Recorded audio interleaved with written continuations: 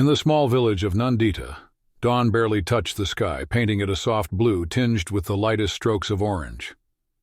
Samuel, a small figure under the threadbare sheets, stirred as the first rays peeked through the gaps in the wooden shack he called home. He was only 9, yet his eyes held a depth beyond his years, a silent testimony to the recent loss of his beloved mother, who had succumbed to illness just a month prior. His room, if it could still be called that without her presence, smelled faintly of mangoes and dust. It was a simple space with a small window, through which the sounds of the village waking up drifted in. A rooster's call, the distant chatter of early risers, and the rhythmic thumping of feet on the dusty path outside. A sharp voice shattered the morning's fragile calm. "Samuel, up now! Those mangoes won't sell themselves." It was Aunt Clara, his mother's sister, who had taken him in. Her voice, always laced with impatience and a hint of resentment, reminded Samuel of his new reality. He was more a burden than a welcomed addition to her household. Reluctantly, Samuel slid from under his thin blanket and placed his small bare feet on the cool dirt floor. He dressed quickly, pulling on a faded t-shirt and shorts that hung loose on his thin frame. Each movement was mechanical, a mimicry of the vigor he once possessed when his mother was still alive to greet him with a warm smile each morning. Grabbing a large basket filled with ripe mangoes from the corner of the room, he hefted it onto his head with a practiced grace. The mangoes, golden and fragrant, were from the tree his mother had lovingly tended in their small backyard. Now they were just another reminder of her absence. As he stepped out of the shack, the morning sun hit his face, forcing him to squint as he began the walk to the market. The path was familiar, one he had traveled many times by his mother's side. Today, like every day since her passing, he walked it alone, save for the heavy basket balanced precariously atop his head and the heavier weight of sorrow in his heart. The market was a half-hour walk from Aunt Clara's house, a trek that felt longer each day. Samuel's mind wandered as he walked, retracing the last days he spent with his mother, her gentle caresses, and her weakening voice telling him stories to shield him from the cruel truth of her impending departure. As he approached the market, the fullness of life around him contrasted sharply with the emptiness within him. Stalls bustled with vendors shouting prices, colorful goods displayed to attract passers-by, and the smell of fried dough filled the air. But none of these stirred Samuel's spirit. His gaze remained fixed on the ground, his thoughts inward, as he navigated through the crowd to his usual spot under an old mango tree, the very spot where his mother had once woven magic with her tales. Placing the basket down, Samuel prepared for the long day ahead, his heart silently yearning for the comfort of his mother's stories, which now felt like distant dreams, blurred and fading with each passing day. Samuel positioned his basket of mangoes under the shade of the large, sprawling mango tree in the center of the market. It was an old tree, with gnarled branches that whispered of years gone by, branches that had once been a canopy for his mother's lively storytelling sessions. Now they merely provided a respite from the unforgiving sun that seemed to mirror the harshness of his new life. As the market buzzed around him, Samuel felt an acute sense of isolation. The lively yells of vendors, the laughter of children playing near the fountain, and the bargaining between buyers and sellers formed a lively tapestry of village life from which he felt distinctly detached. He missed the comforting presence of his mother, who had always been a beloved figure in the market, known for her sweet mangoes and sweeter disposition. Today, like every day since her passing, Samuel sat quietly beside his basket, watching the world move around him. His small, dirty hands clutched a mango, absent-mindedly tracing its smooth, sun-warmed surface. The scent of the mangoes, once a smell that evoked happiness and security, now only deepened his sorrow. The hours ticked by slowly as the sun climbed higher in the sky. Few people stopped at his stall. Those who did haggled aggressively, taking advantage of his youth and obvious distraction. Samuel tried to muster the assertiveness his mother had taught him, but his attempts were feeble and met with dismissive glances. Midday arrived with the sun at its peak, casting short shadows on the ground and baking the earth beneath Samuel's bare feet. His basket remained nearly full, a stark reminder of the day's fruitless endeavor. Hunger gnawed at his stomach, a physical echo of the emotional void his mother's death had left. It was during these long, hot hours under the mango tree that an elderly man approached Samuel's stall. His face was lined with age, and his eyes carried a depth that immediately made Samuel think of his mother. The man didn't speak at first. He simply looked at Samuel, his gaze both piercing and gentle. Finally, he reached for a few mangoes, his hands trembling slightly with age. "How is your mother, young man?" he asked, his voice soft yet clear. The question, innocent and routine, struck Samuel like a physical blow. His throat tightened, and for a moment he could only stare at the man fighting back tears. She passed away, sir," Samuel managed to whisper, the words tasting bitter on his tongue. The man's expression shifted to one of profound sympathy. "Ah, I am truly sorry to hear that," he said, his voice tinged with genuine sorrow. "She was a good woman, your mother. Always a kind word for everyone." Samuel nodded, unable to speak, the lump in his throat growing. The man paid for the mangoes, adding a little extra before gently placing his wrinkled hand on Samuel's shoulder. "This is for you, boy. Be strong," he said, giving Samuel's shoulder a reassuring squeeze before walking away. That small act of kindness, the warmth of the man's hand, the recognition of his mother's goodness. It was a brief moment, but it filled Samuel with a fleeting warmth, a reminder that his mother had touched many lives, not just his own.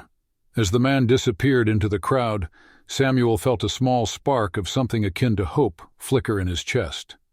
Perhaps he was not entirely alone in his grief. Perhaps in this sea of faces, there were others who remembered and mourned his mother too. The market slowly began to empty as the sun started its descent, casting long golden rays through the leaves of the old mango tree. Samuel remained seated, his thoughts heavy with the day's brief encounter and the unexpected comfort it brought him. The market was quieter now, and in the silence Samuel could almost hear his mother's voice weaving through the rustling leaves, telling stories of courage and adventure that had once captivated his young mind. Lost in thought, Samuel didn't notice a shadow approach until a gentle voice interrupted his reverie. "You look just like her, you know." Startled, Samuel looked up to find Miss Ada, an old friend of his mother's and a frequent customer. Her face was kind, lined with years of laughter and hardship, and her eyes sparkled with a mixture of sadness and fondness as she looked at him. Miss Ada sat down beside Samuel, her presence comfortable and familiar. She reached into her bag and pulled out a small package wrapped in banana leaves. "I made these for you," she said, handing the package to Samuel. Inside were a few pieces of cassava cake, sweet and sticky, made just the way his mother used to make for special occasions. "Your mother was a remarkable woman," Miss Ada continued, her voice soft but clear. "She had the kindest heart, and she loved you fiercely. I remember how she would come here, set up right under this tree and light up the whole market with her laughter. You brought her so much joy, Samuel." Tears welled up in Samuel's eyes as he listened. The cassava cake, the stories.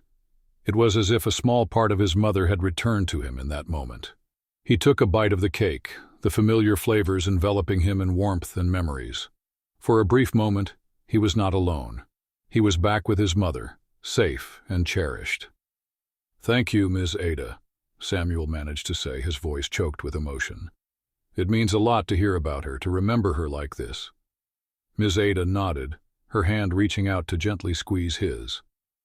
"She's still with you, you know. In every kind word, every memory, she lives on through you. And as long as you keep her in your heart, she's never truly gone." They sat together for a while longer, watching the sun set behind the trees, the sky painted in strokes of orange and pink. Ms. Ada shared stories of Samuel's mother, each tale a thread weaving the tapestry of a life well lived, a life that had touched so many more than Samuel had known. As dusk fell and the market emptied, Samuel felt a profound sense of connection, not just to his mother but to the community she had been a part of. The loneliness that had weighed so heavily on his heart was lifted slightly, replaced by a burgeoning sense of belonging and purpose. He realized that his mother's legacy was not just in the past. It was all around him, in the kindness of people like Miss Ada and the old man who had bought his mangoes earlier. With a renewed spirit, Samuel packed up his unsold mangoes, ready to face whatever challenges lay ahead. He knew the road would not be easy, but now he carried with him the strength of his mother's memory and the support of those she had loved. As Samuel trudged back toward Aunt Clara's house, The weight of the unsold mangoes seemed lighter somehow. His heart was still aching, but nestled within that ache was a budding sense of hope, nourished by the kindness he'd encountered at the market. Upon reaching the small plot of land that Aunt Clara called home, Samuel hesitated at the gate, his earlier resolve waning under the looming prospect of her disapproval. His aunt was a pragmatic woman, hardened by life's relentless trials, and had little patience for what she deemed unnecessary sentimentality. Her primary concern was survival, and in her eyes, every mango left unsold was a direct affront to that survival. Taking a deep breath, Samuel pushed open the gate and stepped into the dimming light of the yard, the shadows long and deep. He made his way to the back where a small makeshift shed housed the leftover produce from each market day. As he placed the basket down, his eyes caught a glint of something unusual, a small, neatly folded piece of paper tucked under a stone beside the shed. Curious, Samuel picked up the note. It was simple, with a few words scrawled in a hurried but kind hand. For Samuel, because we remember her too. Tucked inside the note was a handful of coins, more than enough to cover the mangoes he hadn't sold. Samuel's eyes widened in disbelief. Who? Why? He looked around the quiet yard, half expecting to see a figure retreating in the distance, but there was only the whisper of the wind in the trees and the distant call of night birds. A surge of emotions welled up inside him. Confusion, relief, and a profound gratitude that brought fresh tears to his eyes. Someone out there had chosen to help him, moved perhaps by the legacy of his mother's kindness. That night, as he lay in his small room under the roof he once shared with his mother, Samuel couldn't sleep.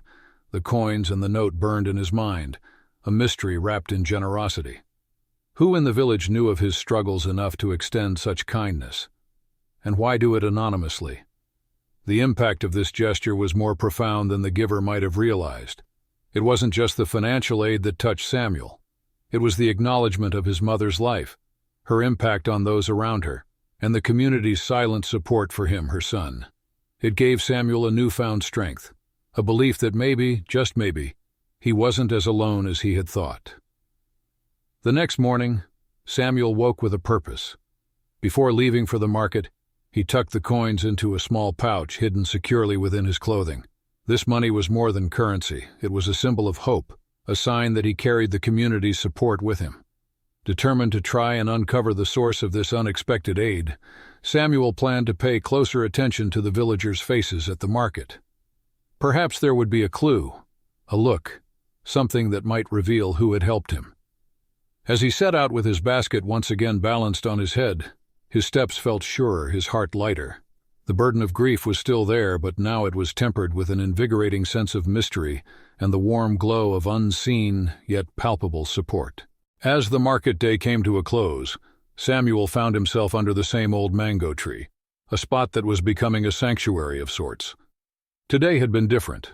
Every interaction, every exchange, seemed to hold a possible clue about the mysterious benefactor who had left him the note and coins. Yet as the sun began to set, casting long shadows across the market square, Samuel realized he was no closer to solving the mystery. The faces of the market-goers were just that. Faces, friendly but inscrutable. The walk home felt longer than usual. Samuel's mind was a whirlwind of thoughts, weaving through the possibilities of who could care so much yet remain hidden.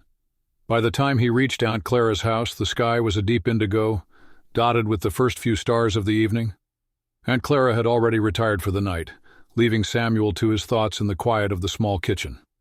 Sitting at the wooden table with a candle flickering softly beside him, Samuel pulled out the note again. He unfolded it carefully as if it were a map to a treasure and read the words over and over. Because we remember her too. The simplicity and depth of those words struck him anew. Someone out there not only remembered his mother but honored her memory by helping her son. In that quiet kitchen, Samuel made a small shrine in his mind for his mother. He pictured her laughing, her eyes bright as she sold her mangoes or spun tales for the children gathered around her. Each memory was a balm, soothing the raw edges of his grief. He spoke softly into the dimly lit room, recounting his day, telling her about the mystery. imagining her responses woven with wisdom and warmth. That night, as Samuel lay down on his thin mattress, he didn't feel the usual sting of loneliness. Instead, he felt enveloped in a community's silent embrace, connected by the unseen threads of shared memory and collective respect for his mother. This realization brought a sense of peace, a comforting blanket under which he could rest. The hours passed and the candle burned low, casting dancing shadows across the room. Samuel found himself drifting between wakefulness and sleep, in a liminal space where dreams mingled with reality.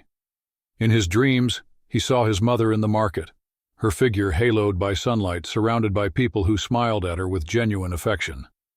When morning came, Samuel was reluctant to leave the warmth of his bed and the comfort of his dreams. But the new day beckoned with possibilities, and he felt a renewed vigor to face whatever challenges might come. With a clearer mind and a heart fortified by the thoughts of the previous night, he was ready to continue the journey his mother had started, one of kindness, resilience, and hope. The next morning dawned clear and bright, the sun casting a golden glow over the village of Nandita. Samuel rose early, feeling unusually light-hearted as he prepared for the day. He made his way to the market with a spring in his step, the mysterious generosity of the previous days giving him a newfound confidence.